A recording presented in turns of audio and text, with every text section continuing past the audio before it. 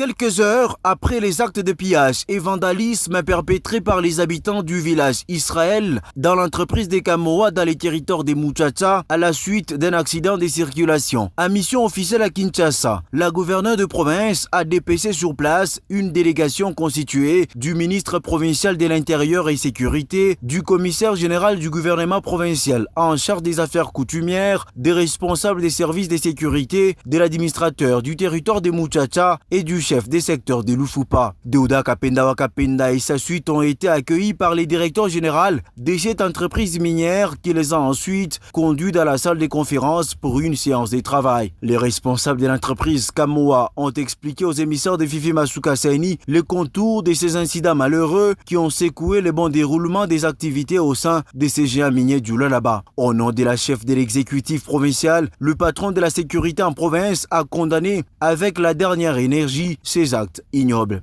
Oui, nous avons été informés depuis samedi qu'il y avait des secousses dans les environs de Kamoa.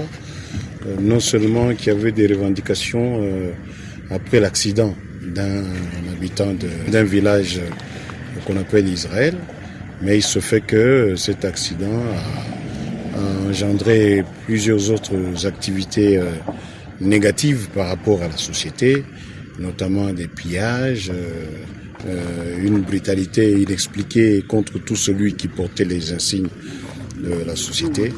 Alors nous avons vu qu'il était urgent de faire une descente sur les lieux avec l'accord de l'autorité provinciale pour nous enquérir de la situation. D'abord, c'est déplorable qu'on puisse s'attaquer au bien de l'entreprise. Quand il y a un accident, l'accident n'est pas prévisible. L'accident arrive au moment où on s'y attend le moins, mais pour que tout le village s'attaque au bien de l'entreprise, on trouve que ça n'a rien à voir avec le blessé qui est déjà pris en charge, mais c'est plutôt une mauvaise volonté de détruire. Et en ce moment-là, après les avoir écoutés, le Conseil de sécurité va se réunir une fois de plus. Les chefs coutumiers seront convoqués pour que la population soit mobilisée et qu'on ne revienne pas à ce vandalisme qui nous fait reculer et qui fait reculer la République. Il a promis de peaufiner des stratégies pour mettre la main sur tous les facteurs des troubles et ennemis du développement de la province du Lualaba, qui du reste est un havre de paix, une terre fertile pour les investissements où il fait beau vivre.